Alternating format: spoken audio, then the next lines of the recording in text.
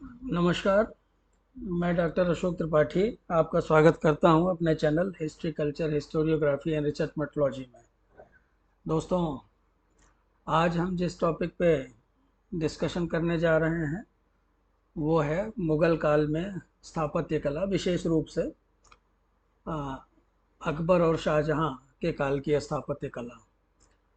तो इसके पहले कि मैं चर्चा प्रारंभ करूं, आपसे निवेदन है कि आप चैनल को सब्सक्राइब करें और वीडियो को लाइक ज़रूर करें, अपने कमेंट्स भी दें। तो आइए हम प्रारंभ करते हैं। Mughal architecture during the period of Akbar and Shahjahan, अर्थात अकबर और शाहजहां के काल में वास्तुकला। दोस्तों, मुग़ल काल में जो दिल्ली सल्तनत से एक वास्तुकला का विकास प्रारंभ हुआ था, जिसे इंडो इस्लामिक आर्ट कहा जाता था, तो मुग़ल काल में वो वास्तुकला या स्थापत्य कला अपने विकास के चरम सीमा पर पहुंच गई थी। इस काल में हिंदू मुस्लिम कला का प्रभाव और अधिक स्पष्ट रूप से देखा जा सकता था। औरंगज़ेब के अलावा प्रायः जितने भी मुग़ल बादशाह थे वो सभी कला व्यसनी थे, स्थापत्य कला से प्रेम करने वाले थे और स्थापत्य कला से विशेष लगाव रखते थे। भारतीय और ईरानी कला के सम्मिश्रण से भारत में एक नवीन राष्ट्रीय शैली का अभ्युदय हुआ। तो मुग़ल कला जो थी वो देसी और विदेशी शैलियों का एक सम्मिश्रण हमारे समक्ष प्रस्तुत करती है। भारतीय शैली अद्वितीय थी और उसमें विदेशी तत्वों के सम्मिश्रण की क्षमता थी काफ़ी।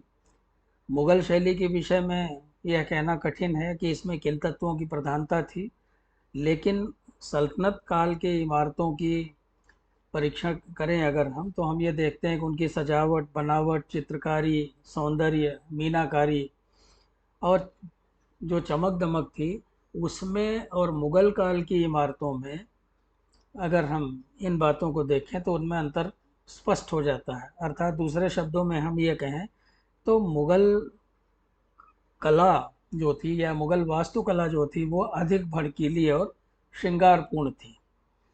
और इस युग के इमारतों में ईरानी और हिंदू तत्व भी पहले की अपेक्षा अधिक थे, यानी सल्तनत काल की अपेक्षा अधिक थे। जहाँ तक मुग़ल काल में बनी इमारतों के चरित्र का प्रश्न है तो उनमें अनेक विशेषताएं पाई जाती हैं। जैसे इमारतों के सौंदर्य को बढ़ाने के लिए उनके चारों ओर बाग लगाए जाते थे, पानी की व्यवस्था की जाती थी, पॉन्ड्स वगैरह बनाए जाते थे। इमारत के सौंदर्य को बनाए रखने के लिए अनुपात और तालमेल पर बहुत अधिक ध्यान दिया जाता था। छतरियों और गुंबदों का प्रयोग सजावट के लिए किया जाता था और चमक दमक पे बहुत ज़्यादा महत्व दिया जाता था इमारतों के निर्माण में। अगर हम सल्तनत काल की इमारतों में देखें तो सल्तनत काल की इमारतों में सादगी ज़्यादा दिखाई देती है। मुग़ल काल में जो बाहर से आने वाली प्रेरणा थी उसको भी स्वीकार किया गया और उसको स्वीकार करके एक राष्ट्रीय शैली का विकास किया गया। इस्लाम में बहुत सारे जीव जंतुओं की आकृतियाँ उकेरना वर्जित होता था, लेकिन मुग़ल कला में हम ये देख सकते हैं कि बहुत सारे भवनों में जीव जंतुओं की आकृतियाँ उकेरी गई हैं। एक बात और विशेष रूप से ध्यान देने की बात है कि ये शुद्ध दरबारी कला थी और संरक्षण के साथ ही इसका जीवन था। इसीलिए कालांतर में सॉरी राजकीय संरक्षण के अभाव में यह कला मृतप्राय हो गई और धीरे धीरे समाप्त हो गई। दोस्तों, बाबर और हुमायूं के पास इतना अधिक समय नहीं था कि वो स्थापत्य कला की ओर विशेष ध्यान दे पाते, फिर भी बाबर को इमारतों का निर्माण कराने का शौक था काफ़ी, और सल्तनत काल की इमारतों की अपेक्षा आ, उसने ग्वालियर वगैरह से प्रेरणा ली, यानी ग्वालियर की इमारतों से। और उसने बल्कि अगर हम बाबर की आत्मकथा बाबरनामा पढ़ें तो उसमें भी हमने ये देखा कि उसने इन प्रांतीय शैलियों की प्रशंसा की है। तो बाबर ने आगरा, सीकरी, धौलपुर, बयाना, अलीगढ़, ग्वालियर इत्यादि में बहुत सारी इमारतें बनवाई। इनमें स्नानागार भी थे, इसमें स्नान घर थे, इसमें कुएं थे, तालाब थे, फव्वारे थे और भी अनेक इमारतें थीं। लेकिन जल्दी जल्दी में बनवाई गई इमारतें थीं, यही कारण था कि वो नष्ट हो गई। और अभी भी कुछ इमारतें हम जो हैं वो हम देख सकते हैं, जैसे मुरादाबाद वगैरह में, पानीपत में, या अयोध्या में उसने जो है एक मस्जिद का निर्माण करवा दिया था। तो ये इमारतें जो हैं वो बाबर के द्वारा निर्मित की गई धीरे धीरे। हुमायूं जो था वो भी कला प्रेमी था, लेकिन हुमायूं के पास इतना समय नहीं था। 15 साल तक तो भारत से निर्वासित ही रहा, और तो इसलिए वो कोई निर्माण कार्य नहीं करा सका। उसके समय में दीन पनाह नामक एक इमारत का निर्माण बहुत जल्दी जल्दी में कराया गया था, जो कि अब खंडहर के रूप में ही हमें प्राप्त होता है, उसके अवशेष ही हमें प्राप्त होते हैं। लेकिन उन अवशेषों का अध्ययन करने पर भी उसमें हमें मुगल कला के लक्षण दिखाई देते हैं। तो मित्रों, आइए हम अपने टॉपिक पे आते हैं। अकबर के काल की वास्तुकला की बात हम करते हैं। अकबर का काल सम्मिश्रण एवं समन्वय का युग था। स्थापत्य कला के क्षेत्र में भी इसका प्रभाव बहुत स्पष्ट रूप से हम देख सकते हैं। उसके समय में बनाई गई इमारतों में भारतीय एवं ईरानी तत्व बहुत ही स्पष्ट रूप से दिखाई देते हैं। अकबर ने तत्कालीन जितनी भी कला शैलियाँ भारत में प्रचलित थीं, उनको बहुत ही बारीकी से समझने का प्रयास किया, और उसने अपने कलाकारों को निर्देश दिया कि इन सभी शैलियों से प्रेरणा लेते हुए, उनसे नई नई बातें सीखते हुए वो इमारतों का निर्माण करें। प्रसिद्ध वास्तुविद फर्ग्यूसन ने अकबर के व्यक्तित्व की छाप को उसकी इमारतों पर स्पष्ट करते हुए लिखा है कि अकबर के चरित्र में कोई भी गुण इतना उल्लेखनीय नहीं है जितने कि उसकी सहिष्णुता की नीति, जिससे कि उसके सभी कार्य प्रभावित हैं, और वह अपने स्वधर्मियों और विधर्मियों को समान रूप से चाहता था। वह उनकी कलाओं के प्रति उतना ही झुकाव रखता था जितना अपने लोगों की कला में, यानी जितना कि इस्लामिक कला में। परिणामतः उसके समय में कलाकृतियों में दोनों शैलियों का समन्वय हमें दिखाई पड़ता है। उसके आदेश के अनुसार जो इमारतें फतेहपुर सीकरी, लाहौर, इलाहाबाद, अटक और इत्यादि में बनाई गई, तो उसमें हम अकबर के सहिष्णुता की नीति की और उसके व्यक्तित्व की छाप को स्पष्ट रूप से देख सकते हैं। प्रसिद्ध वास्तुविद पर्सी ब्राउन का भी ये मानना है कि अकबर के काल में स्थापत्य कला की जो शैली उन्नत हुई थी या जो शैली विकसित हुई थी, वह वस्तुतः हिंदू मुस्लिम शैलियों का ही संगम है। दोस्तों, जहाँ तक अकबर के काल की इमारतों के चरित्र का प्रश्न है, तो उनमें अनेक विशेषताएं पाई जाती हैं, और वो विशेषताएं हम देख सकते हैं। जैसे पहली बात तो अकबर ने, जैसे अभी हमने कहा, कि विभिन्न शैलियों के कलाकारों को प्रोत्साहन दिया, और उनके सहायता से उसने बहुत सारी इमारतें बनवाई। वो रेडीमेड ईरानी शैली को नहीं अपनाना चाहता था जो कि उस समय प्रचलित थी। इसी प्रकार से उसके समय की जो वास्तुकला थी, वो सहिष्णुता की नीति से बहुत ज़्यादा प्रभावित थी। तो इसीलिए हमें उसमें हिंदू और मुस्लिम दोनों ही तत्व प्रचुर मात्रा में दिखाई देते हैं। दूसरी बात यह थी कि प्रत्येक कलाकार को अपनी कला का प्रदर्शन करने की उसने पूरी छूट दे रखी थी, उनको स्वतंत्रता दे रखी थी।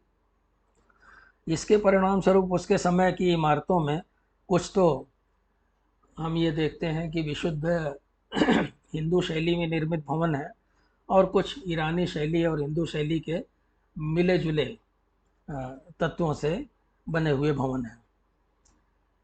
कुछ भवन ऐसे भी हैं जिनमें ईरानी तत्वों की प्रधानता है। तो उसकी इमारतों में लाल पत्थर का प्रयोग हुआ है, जो कि सुगमता से प्राप्य था, उस समय आसानी से मिल जाता था। सजावट के लिए जगह जगह संगमरमर का प्रयोग भी किया गया है। बीम और ब्रैकेट का प्रयोग प्रचुर मात्रा में हुआ है। इस युग के भवनों की सुंदरता में जालीदार पर्दों और सुंदर जड़ाऊ काम ने चार चांद लगा दिया है। इमारतों में जगह जगह हम ये देखते हैं कि इस्लाम में वर्जित जो जीव जंतु हैं, पशु पक्षी हैं, पेड़ पौधे हैं, उनकी आकृतियाँ भी खुदी हुई हैं। हिंदू कला का इन इमारतों पर अत्यधिक प्रभाव है। इमारतों के अलंकरण के लिए जटिल हिंदू पद्धतियों को अपनाया गया है। अकबर के काल में बने प्रत्येक भवन अपने आप में स्थापत्य कला के अनुपम उदाहरण हैं। उसके काल में भवनों की मजबूती पर विशेष ध्यान दिया गया है और यही कारण है कि इतिहासकार जो है इन भवनों को पौरुषेय या हम कह सकते हैं मैस्कुलिन बताते हैं। अकबर के काल की स्थापत्य कला की एक अन्य विशेषता यह है कि उसके भवनों के में सपाट गुंबद साधारणतया पठान शैली के हैं। गुंबद के साथ साथ छतरियों का प्रयोग भी हुआ है, जो कि सजावट के लिए बड़ा महत्वपूर्ण था। अकबर के द्वारा निर्मित इमारतों की चर्चा की जाए, आइए। तो अकबर के द्वारा निर्मित इमारतों में सबसे महत्वपूर्ण इमारत जो है वो आगरे का लाल किला है। यह लगभग 2700 फीट की लंबाई में है। इसका निर्माण 1565 ईस्वी में अकबर के शाही कारीगर कासिम खां के नेतृत्व में प्रारंभ हुआ और 4000 कारीगरों ने निरंतर 15 वर्ष के परिश्रम से इसे पूर्ण किया। इसके निर्माण में 35 लाख रुपए व्यय हुए। यमुना नदी के किनारे स्थित इस किले की दीवारें लाल पत्थर से बनी हुई हैं और इसके जोड़ इतने सही हैं कि उनमें से एक बाल भी पास नहीं कराया जा सकता है। लोहे के छल्लों के द्वारा जोड़ों को एकदम से कस दिया गया है। पूरे किले के चारों ओर खाई है एक। इस किले का दिल्ली दरवाज़ा कलात्मकता के माने में आप कह सकते हैं, कलात्मकता का जहाँ तक प्रश्न है, इस किले का दिल्ली दरवाज़ा दुनिया के सबसे प्रभावपूर्ण दरवाज़ों में से एक है। अमर सिंह दरवाजे में अधिक कलात्मकता नहीं है। दिल्ली दरवाजे में इस्लाम में वर्जित जीव जंतुओं की आकृतियाँ भी खुदी हुई हैं। दूसरी जो महत्वपूर्ण इमारत है अकबर के समय में आगरे के किले की, वो है जहांगीरी महल। तो जहांगीरी महल सर्वाधिक महत्वपूर्ण इमारत है आगरे के किले के भीतर की इमारतों में और यह भवन विशुद्ध रूप से हिंदू शैली में निर्मित है। ये इसकी विशेषता है। इसका निर्माण शाहजादा सलीम के लिए कराया गया था और यह लगभग एक वर्गाकार इमारत है। इसके चारों कोनों पर 4 छतरियां हैं। प्रवेश द्वार, नोकदार मेहराब इत्यादि इसकी विशेषताएं हैं। मुख्यतया इसमें लाल पत्थर का प्रयोग हुआ है, किंतु बाहरी भाग पर कुछ संगमरमर का प्रयोग भी सजावट के लिए दिखाई देता है। भवन में जहाँ तहाँ हाथी, मोर, तोते और मगर इत्यादि की आकृतियाँ खुदी हुई हैं। जहांगीरी महल के समीप में ही अकबरी महल था, जिसके कि अब अवशेष ही प्राप्त होते हैं। तो अकबर के शासन के प्रारंभिक काल की इमारत थी ये जहांगीरी महल। अतः इसमें मजबूती का थोड़ा अभाव था, अलंकरण वगैरह का भी थोड़ा अभाव था। मित्रों, अकबर की जो महत्वपूर्ण या बहुत ही महत्वाकांक्षी योजना थी फतेहपुर सीकरी नगर बसाने की, आइए हम उसके ऊपर बातचीत करते हैं। फतेहपुर सीकरी की इमारतों का निर्माण अकबर के व्यक्तिगत निरीक्षण में हुआ था। यह आगरा से 26 मील पश्चिम में स्थित है और इसका निर्माण 1570 ईस्वी में प्रारंभ हुआ था और प्रायः अधिकांश इमारतें 1580 में पूर्ण हो चुकी थी, यानी अगले 10 सालों में। 1585 के बाद यहाँ किसी अन्य इमारत का निर्माण नहीं कराया गया। तो इस शहर का निर्माण बड़ी तेज़ी के साथ हुआ। इस शहर के निर्माण में 2 वस्तुएं बड़ी महत्वपूर्ण हैं। पहली बात तो इमारतों के निर्माण की गति, यानी बहुत तेज़ी से इमारतें बनी। दूसरे, इमारतों के निर्माण में प्रयुक्त धनराशि, इसमें प्रचुर धनराशि भी व्यय की गई। इस नगर के निर्माण से अकबर शेख सलीम चिश्ती के प्रति सम्मान प्रकट करना चाहता था और वहीं राजधानी के कार्य भी अपने संपादित करना चाहता था। यहाँ पानी और जलवायु की समस्या जो थी वो नहीं थी। यहाँ ये दूसरे शब्दों में कह सकते हैं कि पानी और जलवायु की समस्या जो थी वो अनुकूल थी, तो इसलिए वह इसे अपनी राजधानी बनाना चाहता था और कुछ समय के लिए राजधानी बनी भी। तो शहर का संपूर्ण जीवन राज दरबार के ऊपर निर्भर करता था। शहर के निर्माण में लाल पत्थरों का प्रयोग हुआ है। शहर में 9 दरवाजे हैं फतेहपुर सीकरी में, और यह शहर रहायशी महलों, धार्मिक इमारतों, दफ्तरों, स्कूलों से मतलब मदरसों, अस्पतालों और अन्य आवश्यक इमारतों का सम्मिश्रण है।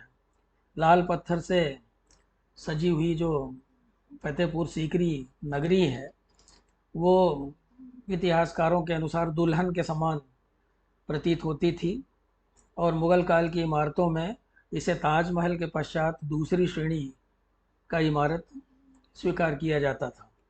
फतेहपुर सीकरी अपने महान निर्माता की एक ऐसी प्रतिच्छाया है जैसी अन्यत्र उपलब्ध नहीं हो सकती। और स्मिथ ने तो इसे ये कहा है कि it is a romance in stone, अर्थात पाषाण का एक रोमांस है। संपूर्ण भारत में इससे सुंदर और आप कह सकते हैं कि सजावट युक्त इमारत जो है बहुत कम दिखाई पड़ती है। सीकरी की इमारतों में दीवाने आम और दीवाने खास विशेष रूप से महत्वपूर्ण है। दीवाने आम एक ऊंची कुर्सी पर बना हुआ लाल पत्थर से निर्मित इमारत है। ये बादशाह का सभा स्थल था। दीवाने खास एक वर्गाकार इमारत है। इसके कक्ष के मध्य में एवं एक सुंदर स्तंभ दिखाई देता है, और साथ ही साथ फूलों की पंखुड़ियों की तरह से लहरिएदार ब्रैकेट हैं इसमें बने हुए, और इसके ऊपर गोल पत्थर का मंच सा बना हुआ है। केंद्रीय मंच को पत्थर के पुल विपरीत दिशाओं से निकाल करके बालकनियों से जोड़ते हैं, जो ऊपरी भाग के चारों ओर स्थित है। तो ऐसी आश्चर्यजनक निर्माण कला वो हमें अन्यत्र नहीं दिखाई देती है। सीकरी की एक अन्य महत्वपूर्ण इमारत है बुलंद दरवाज़ा, जिसका निर्माण 1571 ईस्वी में पूरा हुआ। ये भारत का सबसे ऊंचा प्रवेश द्वार है। जमीन की सतह से 176 फुट ऊंचे चबूतरे पर ये बना हुआ है, और इसकी ऊंचाई 134 फुट है दरवाजे की। अकबर ने संभवतः अपनी दक्षिण विजय अथवा बंगाल गुजरात विजय की स्मृति में इसका निर्माण कराया था। स्थापत्य कला की दृष्टि से यह दरवाज़ा हिंदू मुस्लिम कला का सुंदर सम्मिश्रण कहा जा सकता है। लाल पत्थर से बने इस दरवाजे पर संगमरमर की पच्चीकारी की गई है। बुलंद दरवाज़ा उस समय का विशेष रूप से हम कह सकते हैं कि सबसे महत्वपूर्ण दरवाज़ा था, और ऐसा जैसे आजकल कहते हैं ना कि ऊंचाई इसकी देखते ही बनती थी कि अगर सर ऊपर करके देखा जाए तो जैसे कहते हैं ना कि टोपी नीचे गिर जाए, तो ऐसा प्रतीत होता था। तो बहुत ही विस्मयकारक मालूम पड़ता है जब आप इसके नीचे खड़े होकर के देखें। सीकरी की अन्य इमारतों में शेख सलीम चिश्ती का मकबरा विशेष रूप से महत्वपूर्ण है।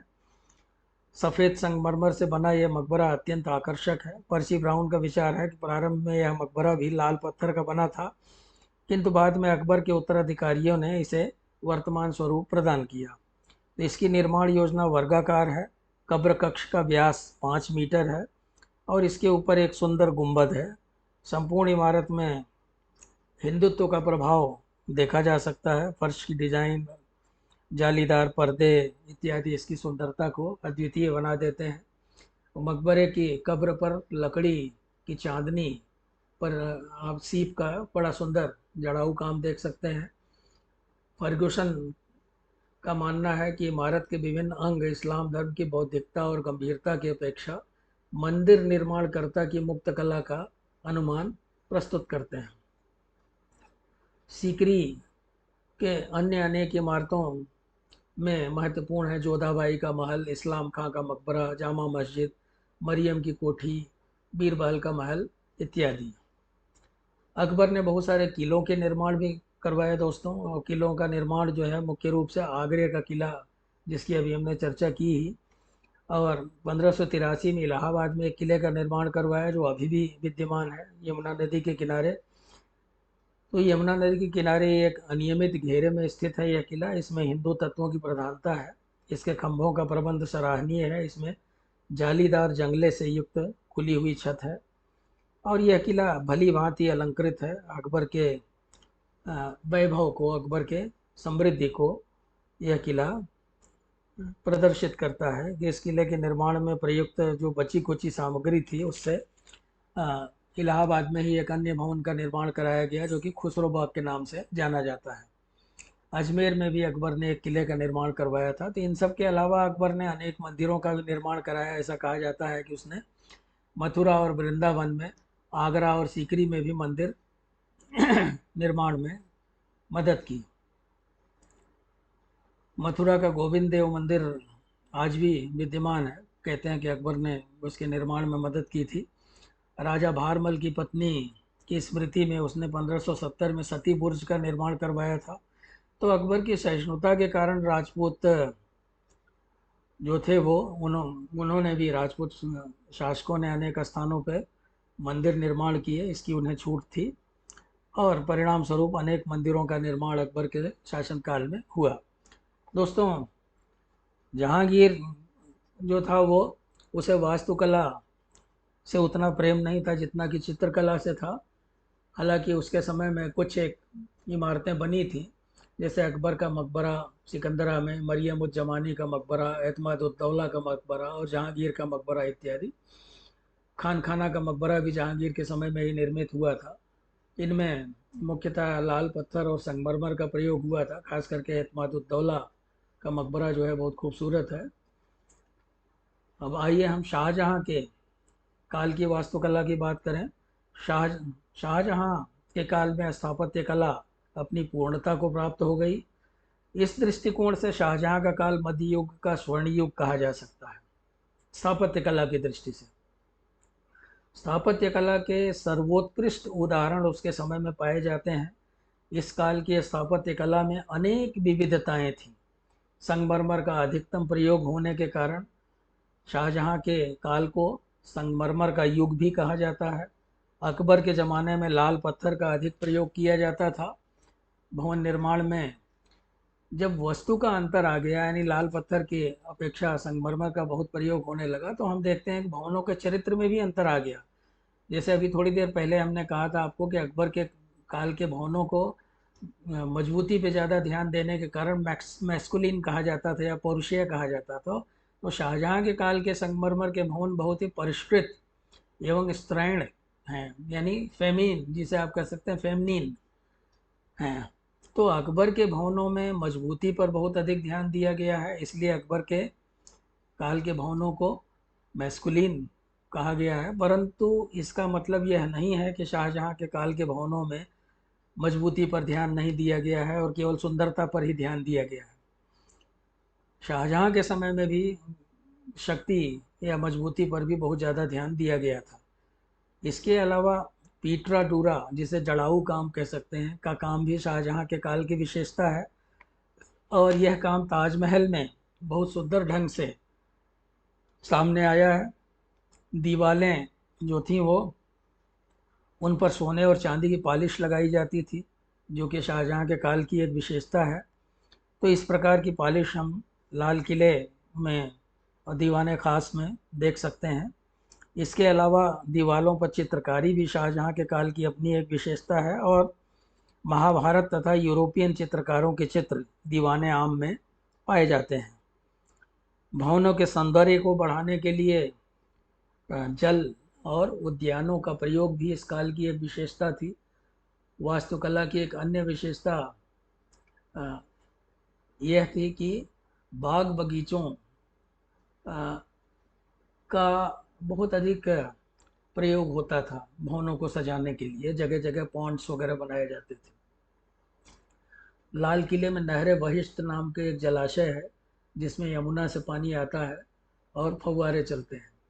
किले के अंदर के जो बाग बगीचे हैं वो ताजमहल के बाग बगीचों की तरह ही बहुत ही सुंदर हैं। शाहजहाँ के काल का प्रत्येक भवन अपने आप में स्थापत्य कला का अनुपम आदर्श है। दोस्तों, प्रमुख भवनों की हम आइए चर्चा कर लेते हैं। जामा मस्जिद, लाल किला और ताजमहल प्रमुख भवन हैं शाहजहाँ के काल के। इनके अलावा भी उसने विभिन्न स्थानों पर अनेक इमारतों का निर्माण कराया। तो आइए सबसे पहले हम जामा मस्जिद की बात करते हैं।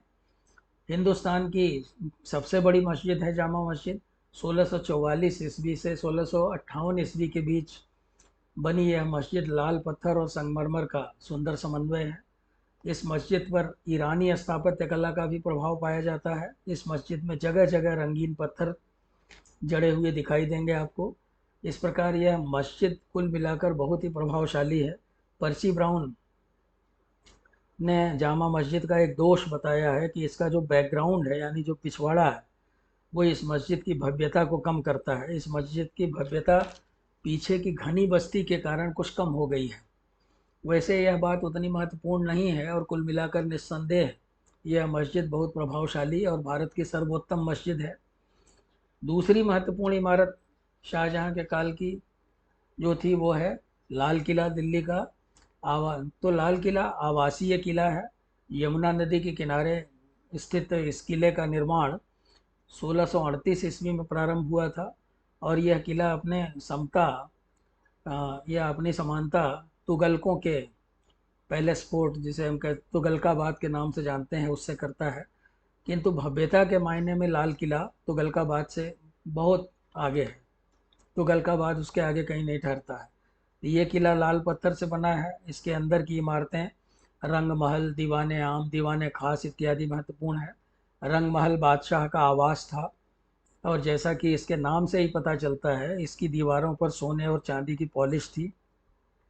सुंदर चित्रकारी की गई थी। दीवाने खास में पीटाडूरा का काम बहुत ही प्रभावशाली है। विशेष रूप से बादशाह के सिंहासन के आसपास अगर आप देखें तो दीवाने आम लाल पत्थर से बनी हुई इमारत है। इसमें बादशाह विशिष्ट व्यक्तियों के साथ मंत्रणा करता था। ताजमहल शाहजहाँ के काल की ही नहीं वरन आरंभ से लेकर अंत तक भारतीय इतिहास की भव्यतम इमारत है। तो इसलिए आइए हम ताजमहल पर चर्चा करते हैं। इंजीनियरिंग के दृष्टिकोण से यह इमारत अपने आप में पूर्ण है और इससे अच्छी इमारत नहीं बनाई जा सकती। इस इमारत के प्रत्येक भाग का निर्माण योजनाबद्ध तरीके से बड़ी सुंदरता एवं चतुरता से किया गया है। इस इमारत के निर्माण की योजना किसने बनाई, यह विवाद का विषय है। फादर सेबेस्टियन के एक कथन से यह विवाद बहुत अधिक बढ़ गया है। फादर सेबेस्टियन के अनुसार ताजमहल की रूपरेखा एक वेनेशियन ज्वेलर जेरोनिमो वेरोनियो ने बनाई थी। वेनेशिया जो है इटली का एक शहर है। तो फादर सेबेस्टियन का कथन है जेरोनिमो वेरोनियो ने इसकी योजना बनाई थी। वेरोनियो, जेरोनिमो वेरोनियो। तो वह मुगल दरबार में कार्यरत था। किंतु दूसरी ओर डब्ल्यू एच स्लीमैन का कहना है कि वह जेरोनिमो वेरोनियो नहीं अपितु फ्रांस का ऑस्टिन डी बोर्डो था। अब देखिए यहाँ जेरोनिमो वेरोनियो नहीं बल्कि ये कर्नल स्लीमैन ये कहते हैं, डब्ल्यू एच स्लीमैन, कि ताजमहल की जो रूपरेखा बनाई थी वो फ्रांस के ऑस्टिन डी बोर्डो ने बनाई थी। तो मित्रों, इटालियन यात्री मनुची ने, जिसने कि शाहजहाँ के काल का विस्तृत विवरण दिया है, उसने किसी इटालियन कलाकार या आर्किटेक्ट का उल्लेख नहीं किया है।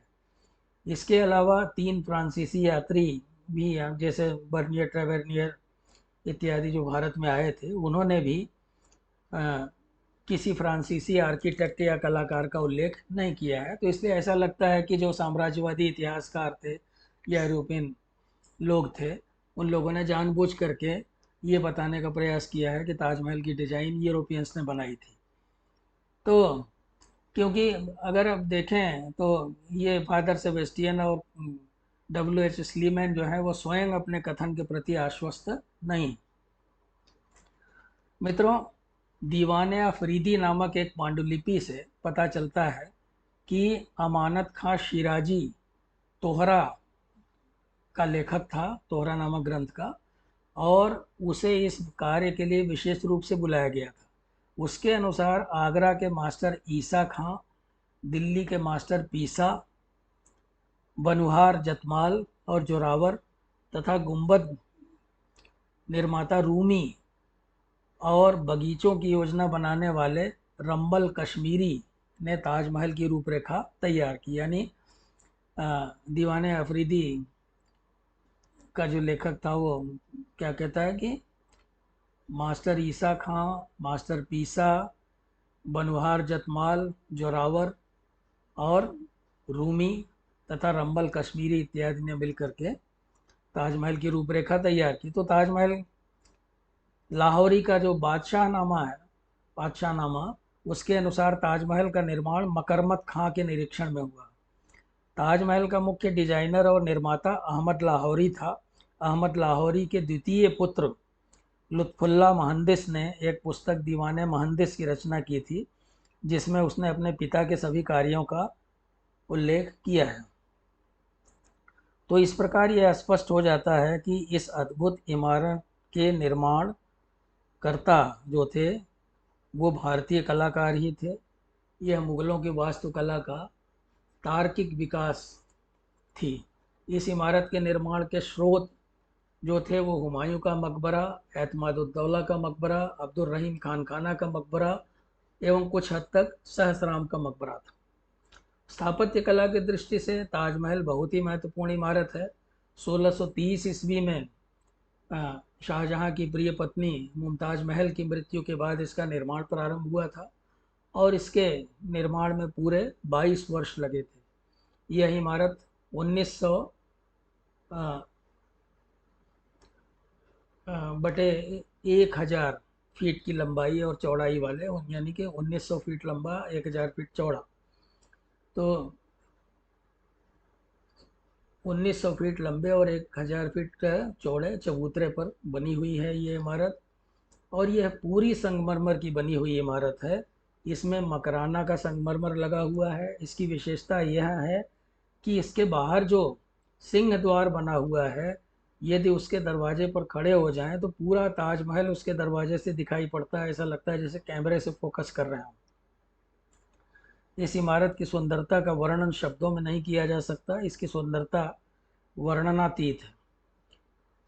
डॉक्टर रामनाथ ने अपनी पुस्तक some aspects of Mughal architecture में लिखा है, it is India's noble tribute to the race of Indian womanhood, अर्थात भारत की महिलाओं को सबसे बड़ी श्रद्धांजलि है यह इमारत ताजमहल। तो ताजमहल बहुत ही खूबसूरत इमारत है। इसकी मीनारें, इसके चबूतरे, इसमें पिटरा डूरा का काम, इसकी जालियाँ, सब चीज़, मतलब इसमें जो बेल बूटे जड़े हुए हैं संगमरमर में, वो देखते ही बनता है। तो मित्रों, आखिर में जब हमने सबकी चर्चा की तो दो लाइन औरंगजेब के बारे में भी कह देते हैं कि औरंगजेब जो है वो उसे ललित कला के स्थान पर युद्ध कला से अधिक प्रेम था और सारा जीवन वो युद्धों में ही संलग्न रहा। शाहजहां के काल के स्थापत्य कला को उसने आगे नहीं बढ़ाया। स्थापत्य कला अपने विकास की चरम सीमा पर पहुंच चुकी थी, लेकिन अब ये प्रकृति का नियम है कि उत्थान के बाद पतन होता ही है। औरंगजेब के काल में महान मुगल वास्तुकला का पतन प्रारंभ हो गया। फिर भी औरंगजेब के समय में कुछ प्रमुख इमारतें बनी थी। रबिया का मकबरा, बादशाही मस्जिद, बनारस की मस्जिद, मथुरा की मस्जिद इत्यादि। रबिया का मकबरा जो है वो ताजमहल शैली में बना है, किंतु डिजाइन और शैली उसकी बहुत ही निम्न कोटि की है। और बाकी अन्य जो उसकी इमारतें हैं वो इतनी उल्लेखनीय नहीं है। तो मुगल कला के पतन की ओर इंगित करती हैं। तो मित्रों, बहुत ही शॉर्ट में मुगल कला वास्तुकला जो है वो बहुत ही बड़ा टॉपिक है, लेकिन बहुत ही शॉर्ट में, बहुत ही संक्षेप में मैंने आपको बताने का प्रयास किया। मेरा ज़्यादा फोकस जो था वो अकबर और शाहजहां के ऊपर था। तो उम्मीद है कि यह वीडियो आपको पसंद आई होगी। अगर यह वीडियो आपको पसंद आई हो दोस्तों, तो चैनल को सब्सक्राइब अवश्य करें, अपने दोस्तों के साथ शेयर करें और लाइक करें। कमेंट लिखें, कमेंट में बताएं कि और आपको किस चीज़ की आवश्यकता है, तो मैं नई नई वीडियो बना के आपके पास भेजता रहूँगा। बहुत बहुत धन्यवाद, शुक्रिया, नमस्कार।